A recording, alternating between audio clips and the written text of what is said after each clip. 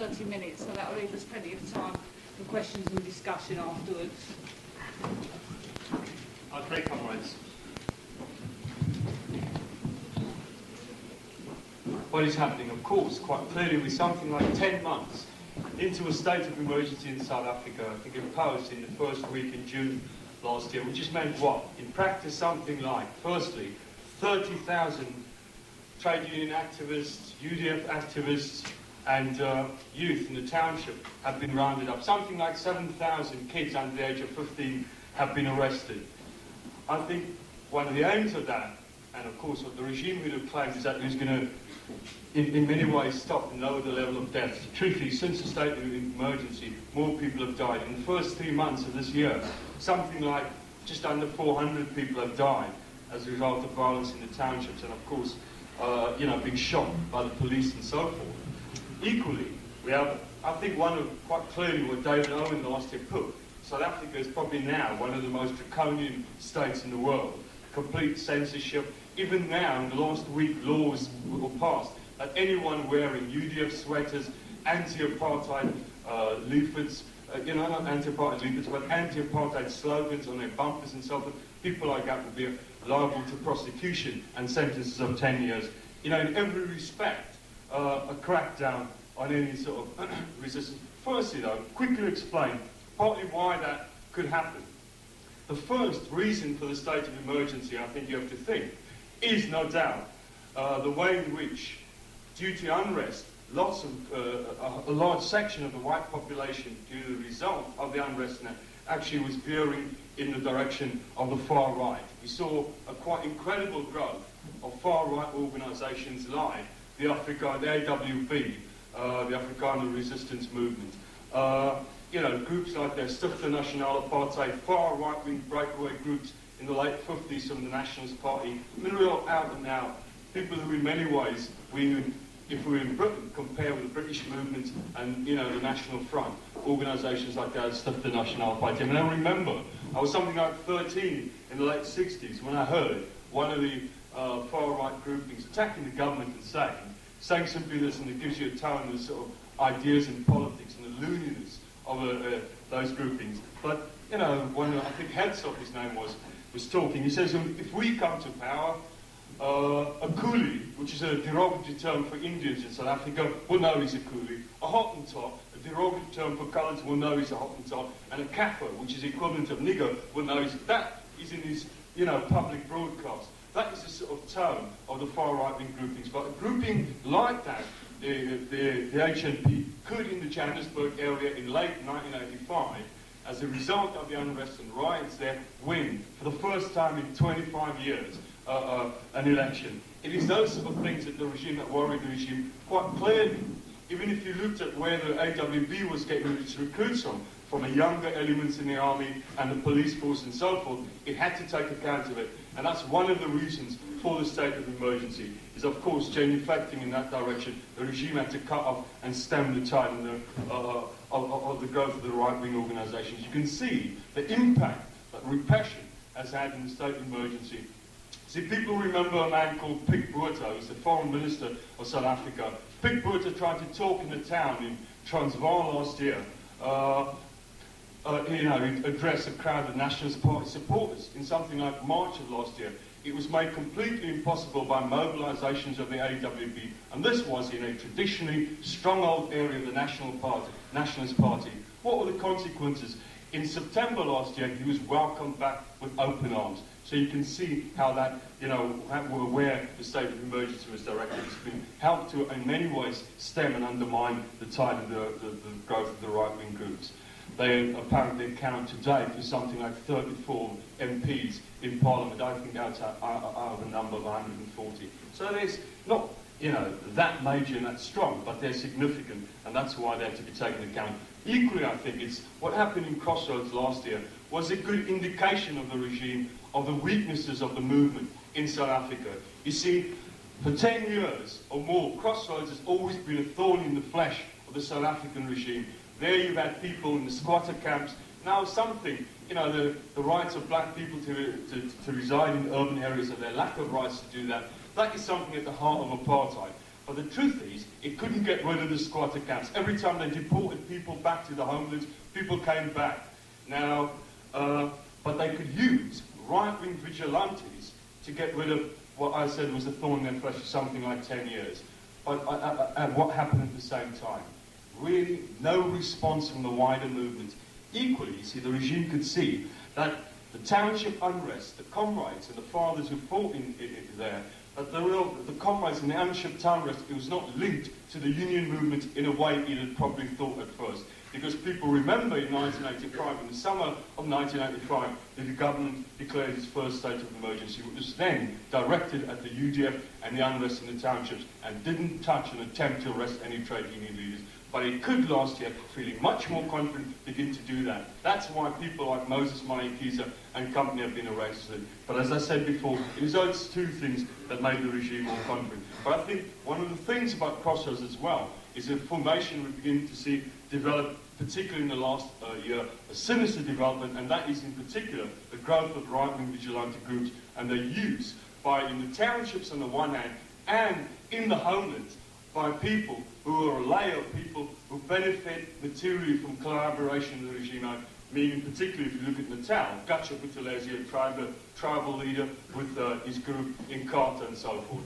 On the other hand, if you look in the townships, you look at, for instance, in Crossroads, the supporters, the people who started the community councils, which were in many ways the target of the unrest when it started in Sebo King in 1984, those people as well are able and capable of mobilizing, particularly in the township areas, mainly from the lumpen elements, but actually by supporters, middle-class supporters of those people who collaborate with the regime for rewards, obviously financial rewards, benefits and so forth. They were able to mobilize a significant grouping, and if you look at Natal in the urban areas in particular, it's actually quite nasty. It's meant in Natal more so than anywhere else. In Carter has been able to literally marginalize the UDF.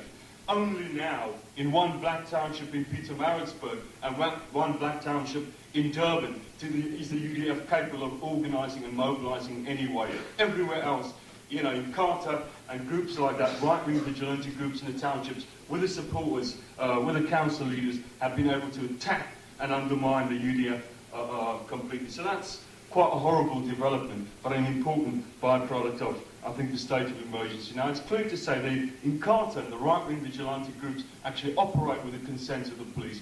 That really is quite obvious. I remember seeing it when the state of emergency was first declared in 1985. A group of Zulus, 2 days after the state of emergency in July, two Zulu loads of trucks came, and impis, quite clearly in Carter impis, just jumped out of a truck, went into the Asian township and attacked it.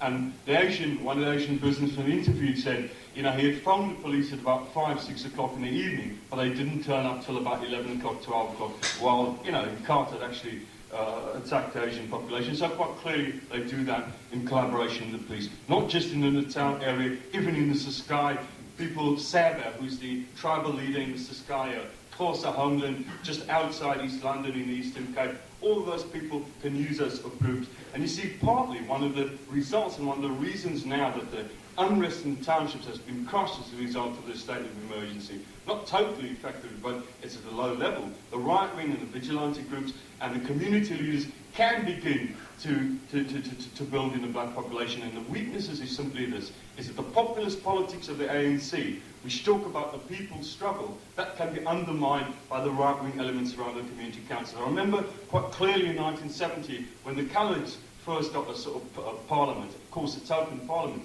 I remember the high school kids, us going along and heckling the people and the speakers. And the speaker said, he said, of course, if you look at South Africa today, it's coloured, Spiv and South. He says, if you look at the situation in South Africa today, and I can imagine the sort of arguments they're using to now, in 1987, that element and that layer in the townships. He says, the truth of the matter is simply this. If you look at an alternative, there's no possibilities of revolution and so forth in South Africa. Well, we're not doing much, but at least we're trying to do something, to provide some service and so forth. And because of the lack of alternative and a clear class alternative to workers who are attracted to the ideas, I don't mean significant sections, but, you know, some groups of workers are attracted to it. Because there's no, the ANC hasn't given that clear class alternative, that layer and that element in the townships can begin to appeal to workers who do see no real alternative.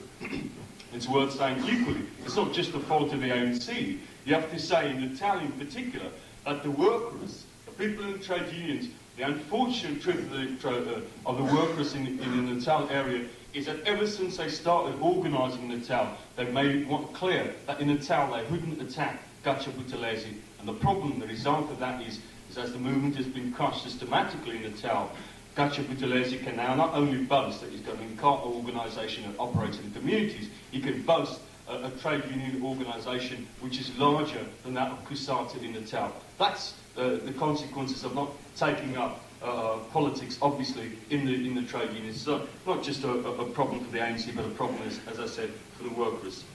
Having said that, though, you know, I have to say this, ultimately about the state of emergency, that, you know, while it's true, like, you know, that large numbers of people, you don't have a massive unrest in the township.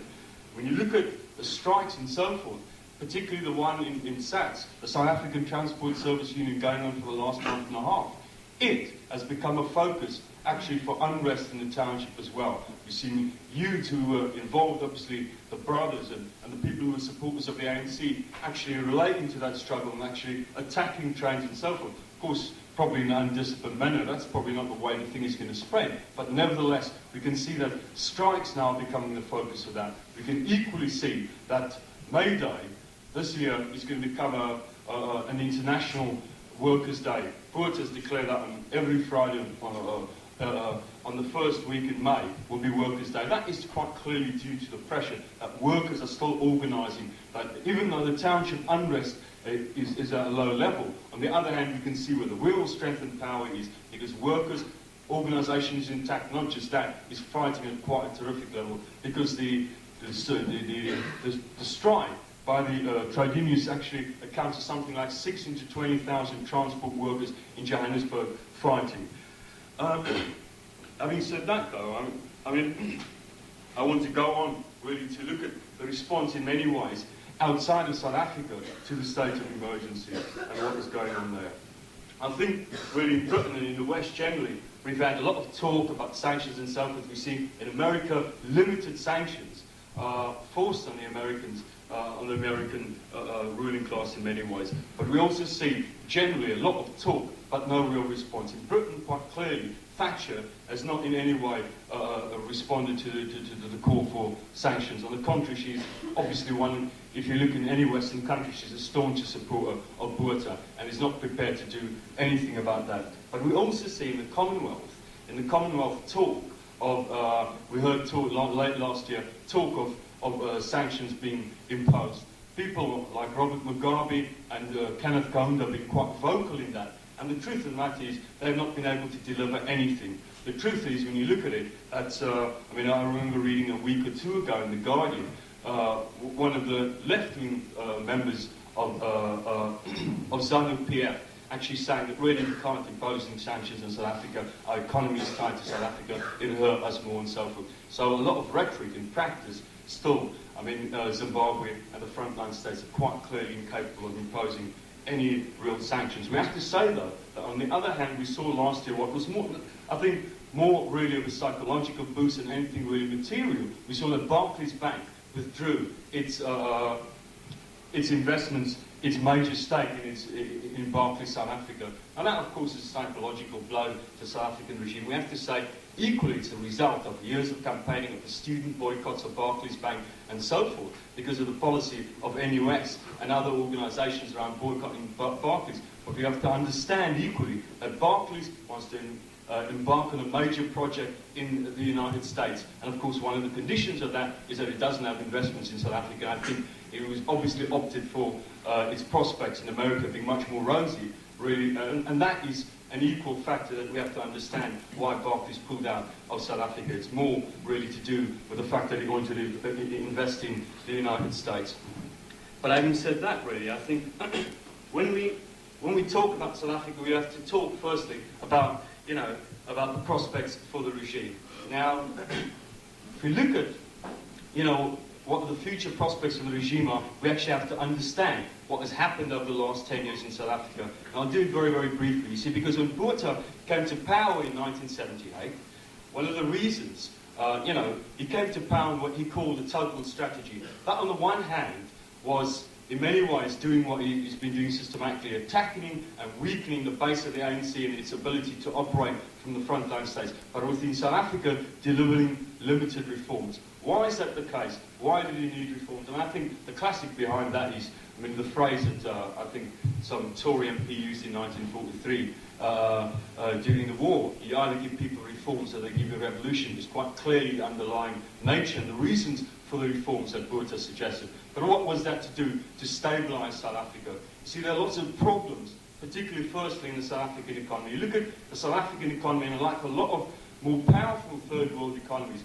more developed third world economies, the growth and the prosperity that enjoyed in the late 60s and early 70s came on the basis of this industrialisation, came on the basis of the first two issues. Firstly, you see, industrialisation, South African economy between 1963 and 1976 could grow by an average of something like 7% a year. On what basis? On the fact, firstly, most of the investment and so forth and the control of the economy was state-directed, the growth in the economy. And that was on the basis equally that workers in those countries had very little. The state didn't have to provide any massive welfare system, no health care and so forth, and the housing conditions, and of course the working conditions, the wages workers took were pretty low. Of course, we saw in South Africa, as a result of the expansion of the development of capitalism, workers, particularly from the mid-70s onwards, begin to organise themselves from the Durban strikes in trade unions. And with that, really, changes, and of course workers' aspirations becoming that much higher. And equally importantly, the other element in the way in which South African government had ruled, I think, right up until 1976, was simply by sheer repression. It still does that now, but the extent then was that much more, it was incredibly more nasty and oppressive up until 1976. Really no room for manoeuvre, no liberalisation of any kind. Actually, that had to change, particularly because workers were beginning to organise themselves in trade unions and the working class was becoming more and more militant. Now, precisely because of that, Botha then thought, and his strategy in terms of the black working class, which I think is at the heart of Botha's crisis really, for him, what he attempted to do was, on the one hand, in terms of the whole black population, was incorporate a certain layer of the black middle class, but equally a group of black workers. See, one of the things about the South African economy, due to job reservation, meant that in the 80s in particular, and in the 70s, the truth is, one weakness in the South African economy is you always have a massive shortage of skilled labour, which in the main is recruited from other countries, from overseas, and of course at a high price. White skilled workers in South Africa earn fantastic wages. Despite that, despite job reservation, it meant that something like, there's always a shortage of 1 million skilled workers every year in the economy. Of course, for Botha, you could see that there's a ready-made, there's fodder in terms of the black population. There are black workers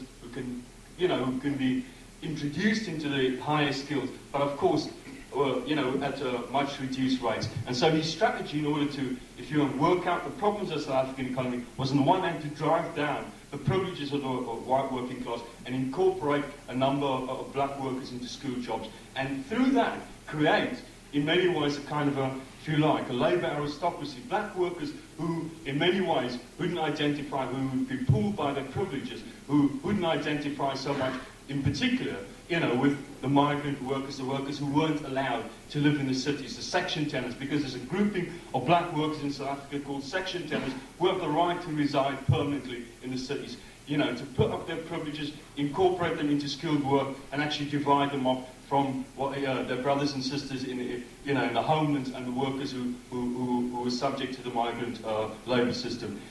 To divide that. Now we can quite clearly say, when we look at that strategy, of course, in terms of the unrest of the last 4 or 5 years, that has come a cropper. Particularly if you look and understand that really the people who lead the South African trade unions who built it are precisely that group of workers that Botha thought in some way or other he could play off against less privileged workers or less skilled workers. Those workers have built and led the trade union movement, and on the contrary, far from divide them, break them off, and divide them off from the more privileged, I mean from the people in the homelands and so forth, actually they have every time been quite consistently, clearly involved in organising black workers in the migrant workers into the unions and so forth. So that strategy, in many ways, has come across. Now, I think really, equally, when you talk about the wider prospects of the regime, you have to understand as well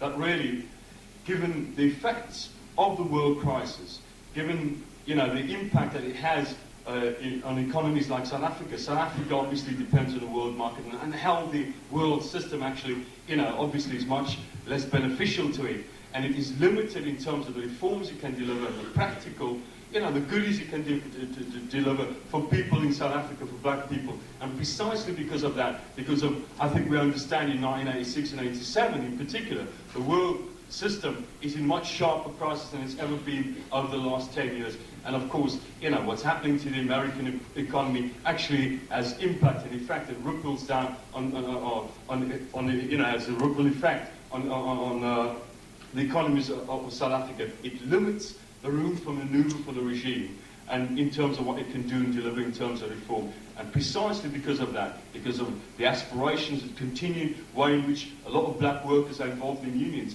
and their sights are being raised all the time, that and the limitations of where the ruling class can go obviously lead to conflict. And I think in terms of, unrest in the next year or two, South Africa is probably one of the countries in the world where that is much more possible than anywhere else, particularly, as I said, because of the way in which black workers are organising trade unions, and aspirations are being raised by the way in which, they have been able to deliver levels of success in terms of better working conditions for workers in trade unions and so forth. And that raises people's aspirations. That and the limitations of the regime, I think, will lead to further clashes. But in terms of real reforms equally, I think one of the most important and probably one of the worst elements in terms of limiting what Boerta can do is, of course, the white population itself. Apartheid, has created a monster of privilege.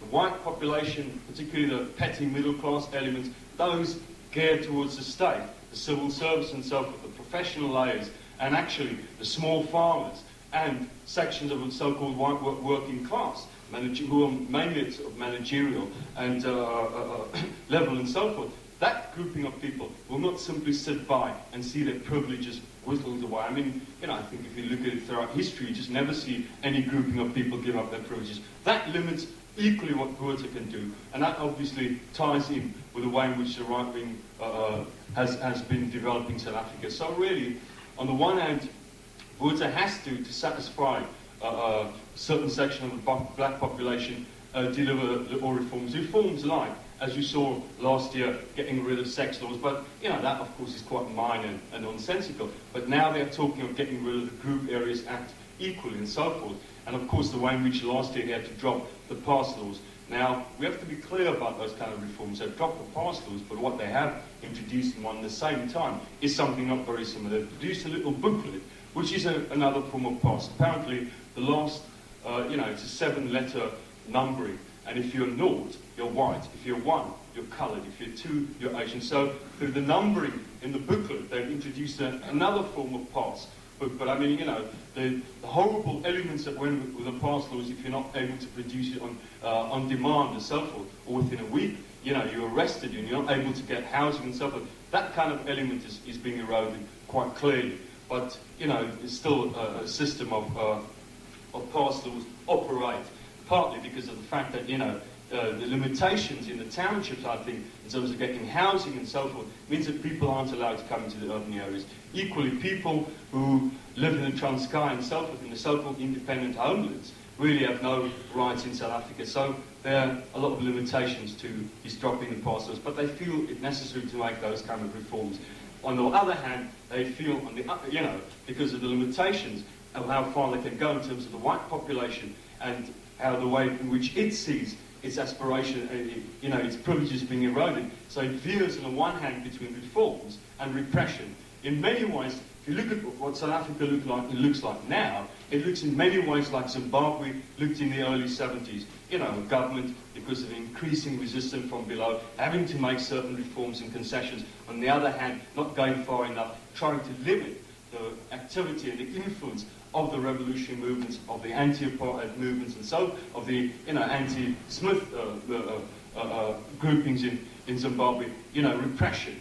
So you have that mixture, and I think that's what you see. And I think that combination itself makes the regime unstable, and of course in the future again will lead to clashes. And I think uprisings, probably in the scales we saw in 84 and 85, that I think you know, there's an inevitability about that. Where that goes, of course, you know, of course it may look in many ways you know, more hopeful when you look at a place like South Africa that there will be unrest in the future. But we have to say it's limited by the political traditions you find. And that's the last thing I want to deal with, because I think we talk about two traditions in South Africa. We talk about populism on the one hand, and of course workerism on the other hand.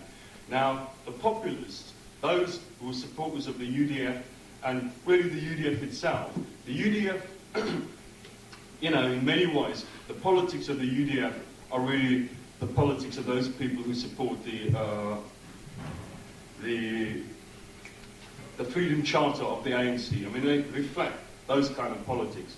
But I want to say this about populist politics as well. There are two wings in populism. On the one hand, it's the ANC, and people who support the ANC's charter, like the UDF in South Africa. But on the other hand as well, it involves people like the PAC, the Black Consciousness Movement, AZAPA, and so forth. Because really the only two differences between those wings of populism is the role of whites. That's all the PAC and AZAPA really question about the ANC, is the role of whites in it. But there are three elements to their politics, really, politics of populism. On the one hand, the first, of course, is populism itself. You know, an all-class alliance, everyone has a vested interest in overthrowing apartheid. There's a national character to the revolution, they will say in South Africa. And that, of course, has an element of truth, where the vast bulk of the black middle class, the petty middle class and so forth, live side by side with black workers in ghettos, are limited in terms of their aspirations, are not, you know, the vast bulk of the black middle class don't have any share in stake in authority in South Africa. So of course there is that national character, and it has an appeal which means that the UDF is an organisation of 2 million and so forth, and that the ANC is by far and away the most popular organisation, and probably the most important organisation in South Africa today. But, you know, that populist politics, that all-class alliance, actually undermines and compromises working class, the independent power of the working class, because you have to say when you argue against populism, really, that if you look to where the power lies, it doesn't lie with the middle class and the intelligentsia and, you know, all those other stratas, and even the township rebellions of the kids, which of course is not something you sneer at, but you actually argue where the real power lies is with the black working class. You know, and you can see that, I think, in terms of when you look at the last year, while the township unrest has been crushed, the trade union movement has not been able to be smashed in that easy way. Equally, when you think about groups of workers who have concentrated power, you actually look to the gold workers, you look to the miners. I mean, something like 70% of South Africa's export earnings come from mining. And if you understand, therefore, the really concentrated power of those workers, you understand where the real power lies. And really, I mean, I think that for us is the first issue on the issue of populism. But secondly, the ANC will argue about guerrilla warfare and struggle, you know, the armed struggle in South Africa. Now, I'm not going to spend any great length arguing why that, you know, why it's not the way forward, except to say this. We have to understand that in South Africa, really, South Africa, you know, the notion that you can repeat what happened in Mozambique, in Zimbabwe, actually is quite fundamentally misplaced, partly because if you look at South Africa, it is not a weak, rurally based economy, both like the one in Mozambique and in Zimbabwe. On the contrary, South Africa is the most industrialized country in the whole of Africa.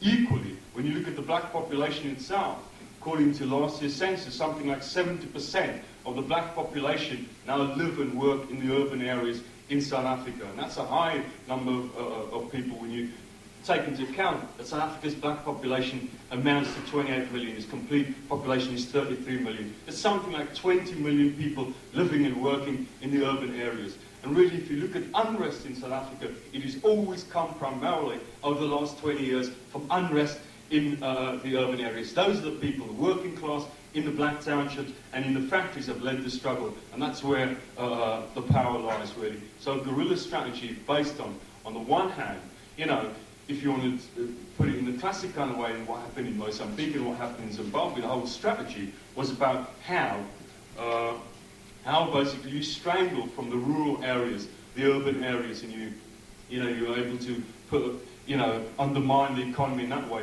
That process really won't happen in South Africa, partly because of the terrain and so forth. And if you look at the rural areas, they are mainly, the rural population in South Africa are mainly people to be found in the homelands, which are dumping grounds for unemployed people. People who the regime sees as useless, superfluous appendages, mainly women, old people, sick, the disabled and so forth. And really, who live in situations and circumstances which are incredibly appalling. In the early 80s, because of drought, for instance, in the Transkei, which is one of the biggest rural populations, the conditions there were no different to Central Africa. 30 out of every 100 kids died within the first 6 months of malnutrition or malnutrition-induced diseases. That is the sort of level of death. And they're really quite appalling circumstances. And 80% of that population are dependent on wages earned in the city. And precisely because of that, to think that you can operate a guerrilla strategy on that basis is actually nonsensical. To a certain degree, the ANC have understood that.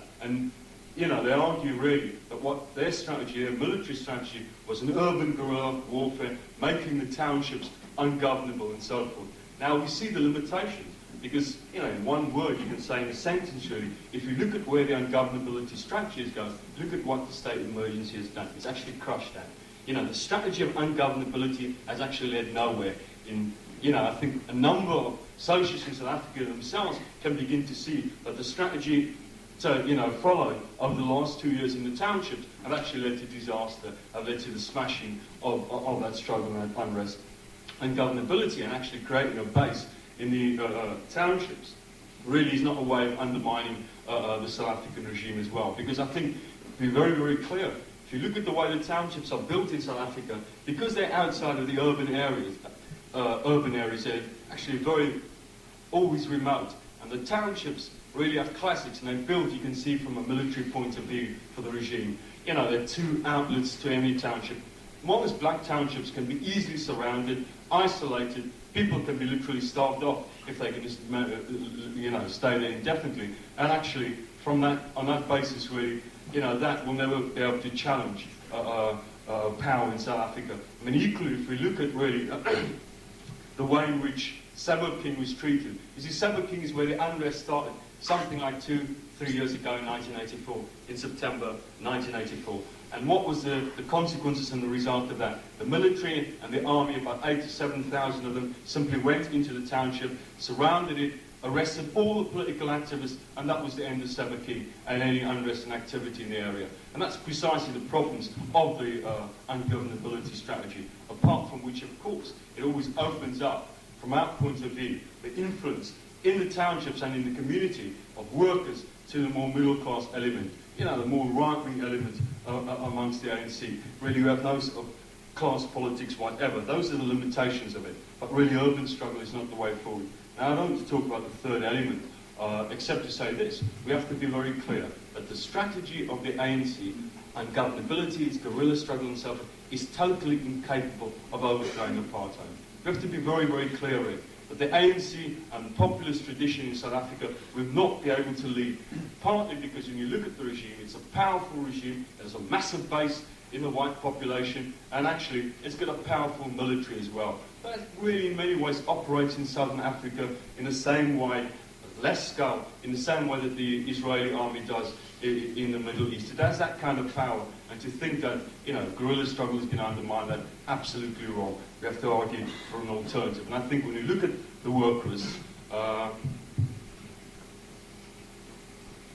if we look at the workers, you see a different strategy, because you are a group of people who at least have the starting point that we have. We talk about organising workers and workers' independence and so forth. And I think the best, Chris Dlamini in 1984 summed up in many ways the workers' strategy. He said, really, if you look at what's happened in Zimbabwe, and in mid-1984, he'd spoken at the trade union conference in Zimbabwe, and he says, our comrades in Zimbabwe, our trade unionists are being systematically hammered, taken apart, and imprisoned by Robert Mugabe. So, of course, in South Africa, we'll welcome a government by Mandela, but we'll have no illusions as workers. We have to build our own independent organisation which is independent from a black middle class. Now, that, for us, of course, is a quite clear, good starting point. But we actually have to argue, really, that despite the fact that the workers who have built COSATU, and I mean really the testament to what the workers have done is COSATU,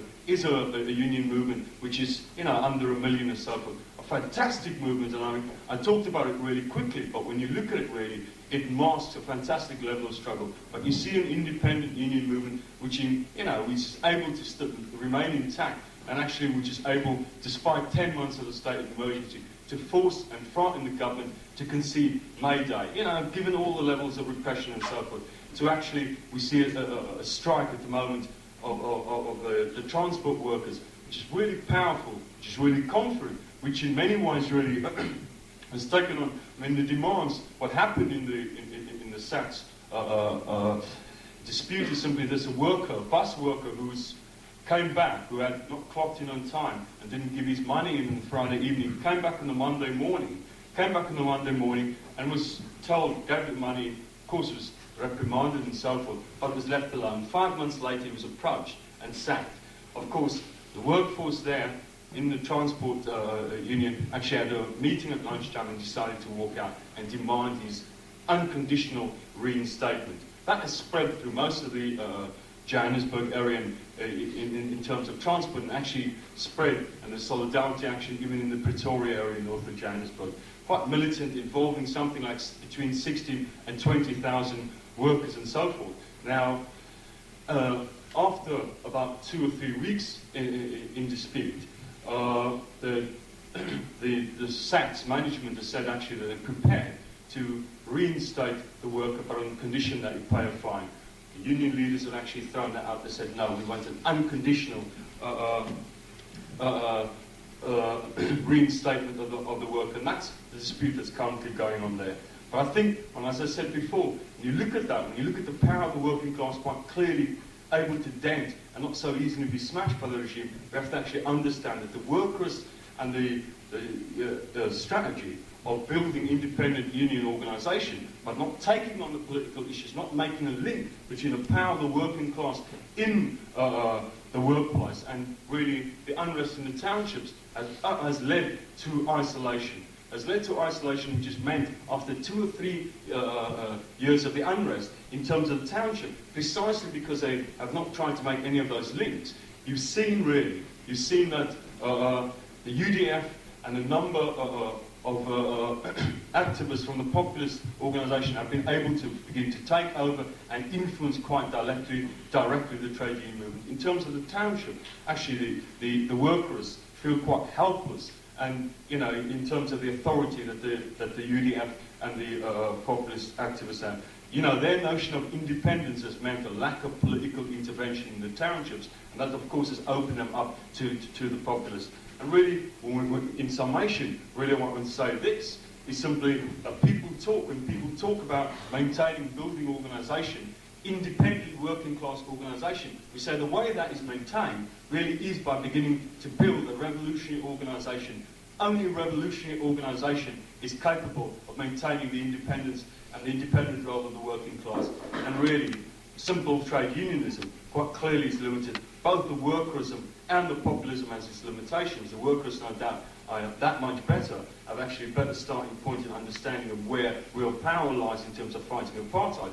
But really, the only way you can overcome the limitations of both that is by beginning to develop a revolutionary organisation in South Africa, and the possibilities are on for socialists. Given the way in which workers are fighting and organising, the possibilities of revolutions coming together, organising, and beginning to build. The building of a revolutionary party, at least in embryonic form, is quite clearly a possibility in South Africa. I'll stop there.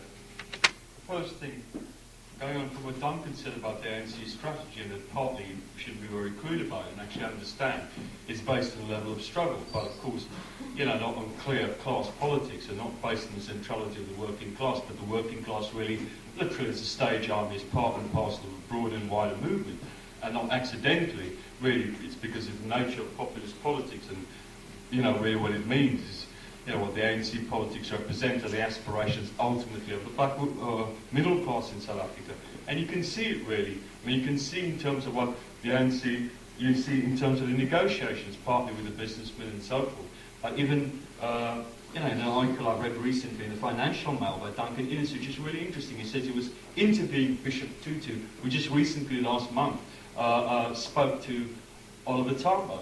And he said that Oliver Tambo was prepared to drop the guerrilla struggle if Nelson Mandela was released and if the ANC was legalised, and actually that, the ANC, as far as Tambo was concerned anyway, didn't really make a prerequisite of dropping the armed struggle, majority rule.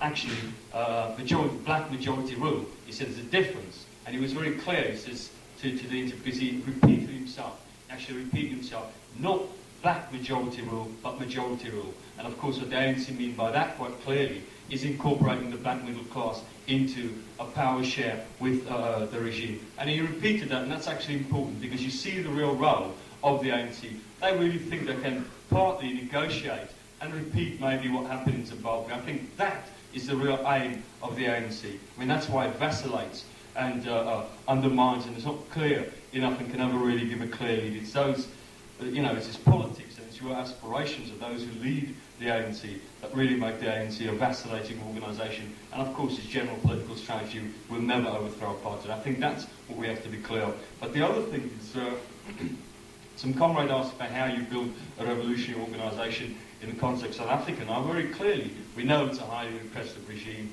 the state of emergency around. We can't sell socialist work on the corner of the streets and that. I mean, it's not going to be that kind of operation. It's going to be very difficult. It will, of course, need a level of professionalism, to use a term that can sometimes be used pompously. But really, I mean, able to operate in such a way as not to be arrested at the first turn. But I think precisely because there are large numbers of people in South Africa who are disillusioned with the strategy of the ANC over the last 2 years. And actually we do have traditions in South Africa, of Trotskyism and things like that, a confused kind of Trotskyism, but revolutionary traditions, people who are not really active in the UDF themselves, but large groups of people who do see the way forward along those lines. I mean, we can't boast a massive organisation in South Africa, but we've recruited a few people to the SWP who are in South Africa. On the other hand, in the town, for instance, I met someone a month ago who by accident I found had been reading Socialist Worker for the last 3 years, an Asian grouping in the Pietermaritzburg area, a grouping of 20 people who were involved, who were left syndicalists, who are totally disillusioned with the strategy of the syndicalists who see in the town in particular the quite clear results of not having politics and not arguing politically and not taking on the argument against Gachaputales in particular in a political way, who actually understand now the growing need, who completely, when I spoke to them, agreed with Alex's article in IS 31. So there are groupings of people like that in South Africa with those ideas. And of course, as I said, given, their ability to intervene in struggle and so forth, to be clear, but to argue open, clear revolutionary politics and work jointly with the UDF and that, actually those people can begin to attract themselves in a much quicker way than is possible, say, in Britain, an organisation together. Of course, it will mean, a tiny grouping of people on clear politics coming together and beginning to think of how they can begin to build that. It won't be very easy, but I think the results will be much more fruitful in the situation you find in South Africa at the present moment than it would be, say, in Britain. I mean, the prospects are quite enormous, given quite rightly what Peter Alexander talked about. And I think these are two things I will end off with. And that is firstly the railway strike in the Johannesburg area, because I think that shows you against all odds how workers are struggling and fighting. It shows you where the real power quite clearly lies, as opposed to the unrest in the townships. Now, to be quite clear, I think that gives us, in terms of what we can practically do, in our workplaces, at colleges and so forth, an issue around which we can begin to raise, direct links with. I think in that kind of issue we can begin to raise the notion of donations to that strike and so forth, and solidarity with South Africans, both at colleges and in the workplace, as I said. And I think the other thing is Moses Mayakiza. Now, Moses Mayakiza is one of those trade union leaders that the regime really fears, someone who, unlike, I think, the vast bulk of the trade union leadership, who has quite clearly made a level of links with the organisation and fighting and organising black workers in the workplaces, with the township unrest and struggle. I mean, he used to be part and parcel of the Alexandria Civic, which led the struggle and the unrest and, some of the mobilisations there. And that's why he's feared, of course, by the regime. He's been in prison for 10 months, been tortured and so forth. And I think on Thursday morning they announced that he's going to be charged with treason. No doubt his links with organisations like ourselves, when he came here last year, those kind of things may be used and so forth. And we have to be clear in South Africa, treason, if you're found guilty of treason, you could be executed. They may not do that. They may just get him out of the way permanently. But for us, it means something to raise and argue around and actually to build messages of support. Because we are going to be the groups of people that make a difference, I think, between him being executed in his sentence. If, of course, we can build internationally that solidarity that makes the government aware that we know what's going on and happening to...